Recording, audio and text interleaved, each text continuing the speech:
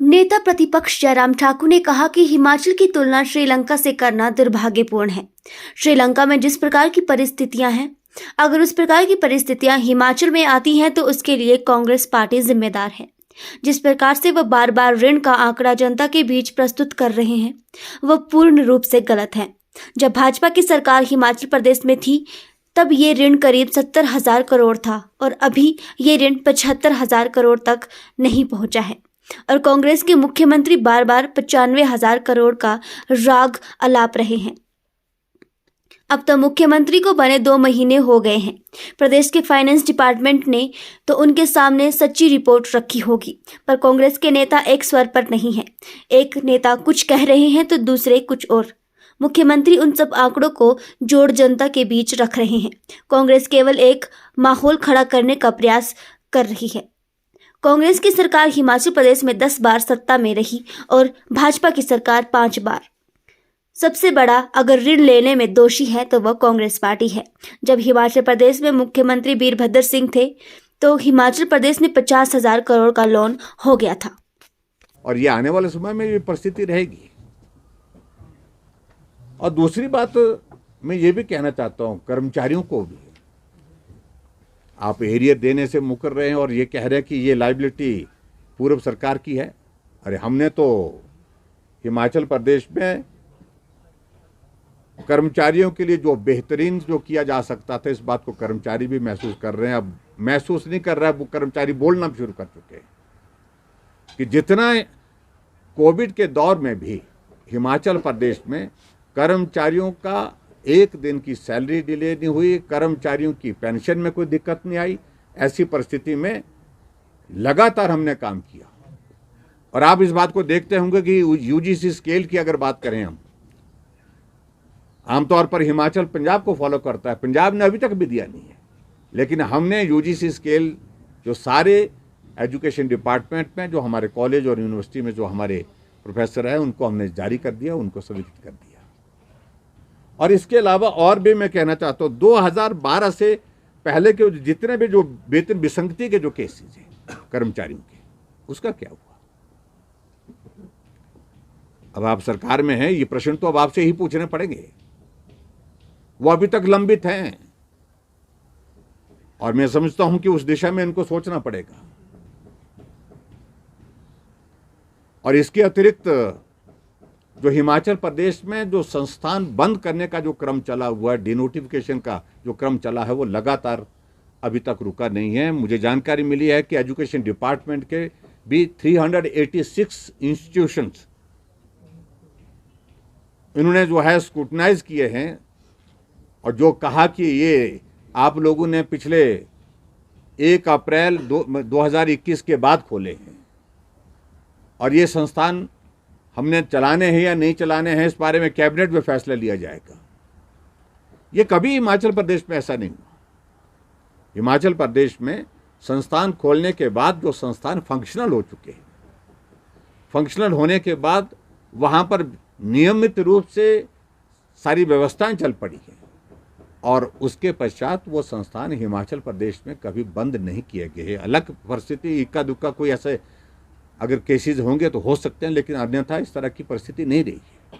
लेकिन फिर भी हिमाचल प्रदेश में अब यही क्रम चला कि बंद करके, हमने कहा कि बंद करके हासिल क्या करोगे, कि हमको गारंटियां देनी है, अपनी पूरी करनी है।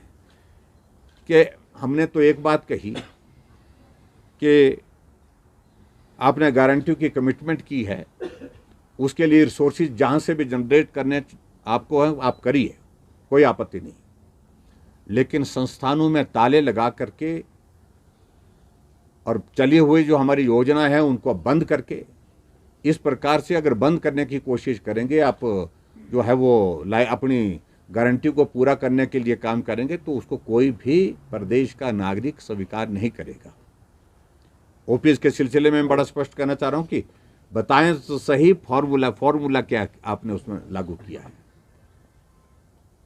कहा था कि पहली कैबिनेट में हम करेंगे, लेकिन पहली कैबिनेट के लिए 1 महीना लग गया। 1 महीने के बाद फिर पहली कैबिनेट हुई और पहली कैबिनेट में बात वही हुई जो चुनाव से पहले उन्होंने घोषणा की थी कि हम ओपीएस को लागू करेंगे। लागू करने की घोषणा करने से नहीं, आप करके रहें, कैसे कर रहे हैं। और मैं इस बात से सहमत हूं कि हिमाचल प्रदेश में ओपीएस के अभी फाइनेंशियल इंप्लीकेशन बहुत ज्यादा नहीं है, लेकिन हमको फॉर्मूला तो बताएं, किस आधार पर आप हिमाचल प्रदेश में ओपीएस को लागू करने की प्रक्रिया को शुरू कर रहे हैं, ये स्पष्ट तो हो जाए। और इसी प्रकार से हम हिमाचल प्रदेश में एक चीज को देख रहे हैं कि विधायक क्षेत्र विकास निधि जो विधायकों को, चुने हुए विधायकों को अपने अपने क्षेत्र में विकास करने के लिए मिलती है, और विकास करने के लिए वो अपने सभी क्षेत्र में जाकर के लोगों से योजनाओं को बनाते हैं, लोगों की डिमांड पर। लेकिन अभी कहा गया, प्लानिंग की बैठक में कहा गया कि विधायक क्षेत्र विकास निधि की जो अंतिम किस्त जो बची है 50 लाख रुपए की, उसको जारी नहीं करेंगे। हमने जब प्लानिंग डिपार्टमेंट और दूसरे जगह से हमने जब पूछा तो कहा गया कि फाइल गई है, अभी तक उस फाइल के मुताबिक जो है निर्णय हुआ नहीं है। तो मालूम पड़ा कि विधायक क्षेत्र विकास निधि जो जनता के चुने हुए प्रतिनिधियों के जनता के विकास के कार्य को पूरा करने के लिए हमने अपने अपने क्षेत्रों में विधायक विकास निधि के माध्यम से अलग से योजनाएं बना करके रखी हुई है। और विधायक विकास निधि तो हमने उस वक्त भी बंद नहीं की थी, थोड़ी देर के लिए हमने थोड़ा पोर्शन उसका काटा था जब कोविड का दौर था। आज तो कोविड का भी दौर नहीं है। और इसी तरह से जो डिस्क्रिशनरी ग्रांट विधायकों की, उसको भी रोकने के लिए बोल दिया गया है। और इसी प्रकार से हम हिमाचल प्रदेश में एक नहीं बहुत सारी योजनाओं को देख रहे हैं। अटल वर्दी योजना, उस पर भी प्रश्न चिन्ह खड़ा हो गया है।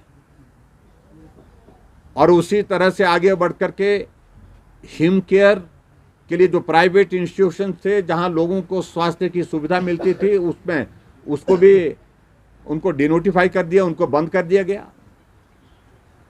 आयुष्मान भारत को कि उसको भी बिल्कुल स्लो डाउन कर दिया गया है और कहा जा रहा है कि पैसा नहीं, वो तो बड़ा सीधी सी ऐसी स्कीम है जो केंद्र और प्रदेश सरकार के दोनों के शेयर के साथ जो है वो आगे बढ़ेगी।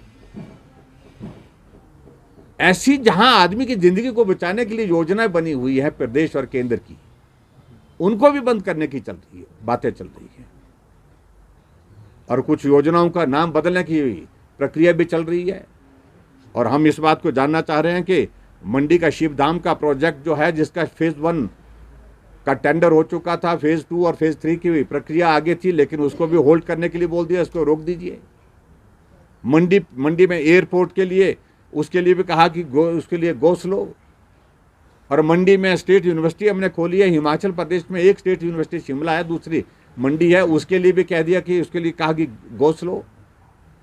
हमारे हॉर्टिकल्चर के सेक्टर में जो प्रोजेक्ट्स चले हैं, जो काम चल रहा है, तो उन सारी चीज़ों के लिए, उन सारी चीज़ों पर भी प्रश्न चिन्ह खड़ा हो गया है। तो ऐसे एक नहीं बहुत सारी योजनाएं हिमाचल प्रदेश में, जिन योजनाओं के माध्यम से हिमाचल के विकास को गति मिली है, जिन योजनाओं की वजह से लाखों लोगों को हिमाचल प्रदेश में लाभ मिला है, उन योजनाओं को भी बंद करने की परिस्थिति वर्तमान सरकार कर रही है। और अभी तक हम उम्मीद कर रहे थे कि हिमाचल प्रदेश में एक बहुत बड़ा, एक इंडस्ट्रियल सेक्टर में एक बहुत बड़ा एक विषय चल रहा था कि जो 2 सीमेंट इंडस्ट्री जो है बंद पड़ी है, सरकार आने के बाद तीसरे दिन के बाद ताला लग गया, वो ताला अभी तक भी खुला नहीं।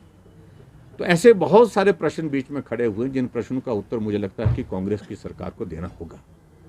और मुझे इस बात को लेकर के दुख है कि जिस प्रकार से गुमराह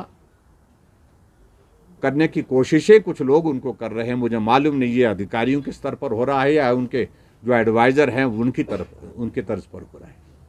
फैक्ट्स नहीं दिए जा रहे हैं, जो सच्चाई है वो हकीकत वो नहीं दी जा रही है, उनके ध्यान में ठीक प्रकार से नहीं लाई जा रही है।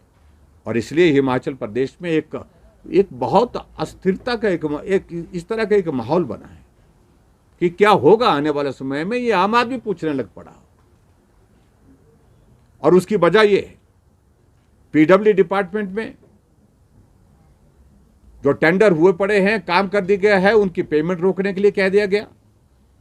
और उन लोगों को कहा जा रहा है कि पहले यहाँ आओ, पहले बात करो, पहले ठेकेदारों को कहा जा रहा है, मैं आपको इसकी कहानी बड़ी लंबी जाएगी, ठेकेदारों को ये कहा जा रहा है कांग्रेस पार्टी ज्वाइन करिए, फार्म भरिए, उसके बाद आपको जो है आगे की जो आपने जो काम किया है उसका जो है वो पेमेंट आपको तभी मिलेगा।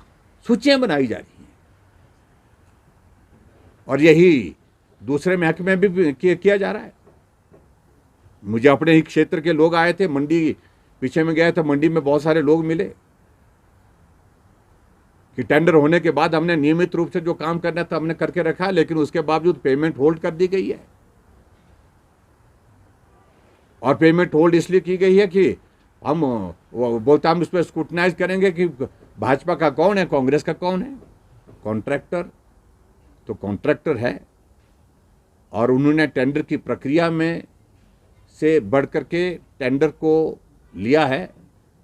और ऐसी परिस्थिति में टेंडर जब कंपटीशन में लिया गया है और जिसकी टेंडर की सारी औपचारिकताएं पूर्ण करने के बाद टेंडर लगाया गया है, तो उनकी पेमेंट समय पर होनी चाहिए, निश्चित रूप से होनी चाहिए, ये मैं कहना चाहता हूं।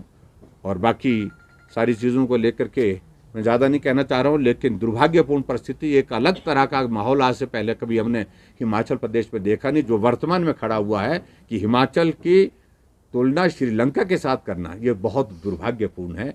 और एक बहुत ऐसा एक माहौल पूरी प्रदेश की जनता के बीच में खड़ा कर दिया कि कर्मचारियों को आने वाले समय में सैलरी नहीं मिलेगी, लोगों को विकास के लिए हिमाचल प्रदेश में पैसा नहीं मिलेगा। श्रीलंका की स्थिति तो यही है।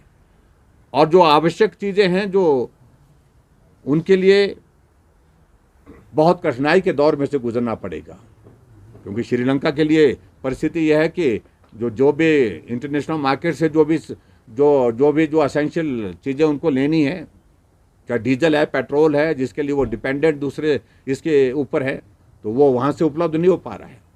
तो इस तरह से यहाँ पर भी परिस्थिति इस तरह की पैदा करने की कोशिश कर रहे हैं माहौल, इन बातों को कह करके मैं समझता हूँ वो उचित नहीं है। और हिमाचल प्रदेश में अब जनता एक ही बात चाहती है कि अब काफ़ी हो लिया, कि आपने ये ऋण का रोना काफ़ी हो गया, अब आगे की काम की बात की जाए। और सभी लोग इंतज़ार कर रहे हैं और इसलिए हमारी अभी कार्य समिति की बैठक थी, उसमें हमारे नेताओं ने कहा कि ये सरकार तो इंतज़ार की सरकार, कर्मचारी अपने एरियर का इंतज़ार कर रहे हैं, ओपीएस वाले ओपीएस का इंतज़ार कर रहे हैं, और फैक्ट्री में ताला लगा है वो ताला खुलने का इंतज़ार कर रहे हैं, महिलाएं 18 से 60 साल की आयु की जो है वो 1500 रुपये अपने खाते में आने का इंतज़ार कर रहे हैं। हिमाचल के वासी 300 यूनिट बिजली के फ्री मिलेंगे, इसका इंतज़ार कर रहे हैं। और हिमाचल प्रदेश का बेरोजगार नौजवान 5 लाख नौकरियों का इंतज़ार कर रहा है। और ऐसी परिस्थिति में ये इंतज़ार की सरकार, मुझे लगता है कि अब आने वाले समय में ऐसा ना बोल दे हिमाचल प्रदेश की जनता कि अब हम इस सरकार का जाने का इंतज़ार कर रहे हैं। तो यही मुझे आप सबके बीच में कहना है।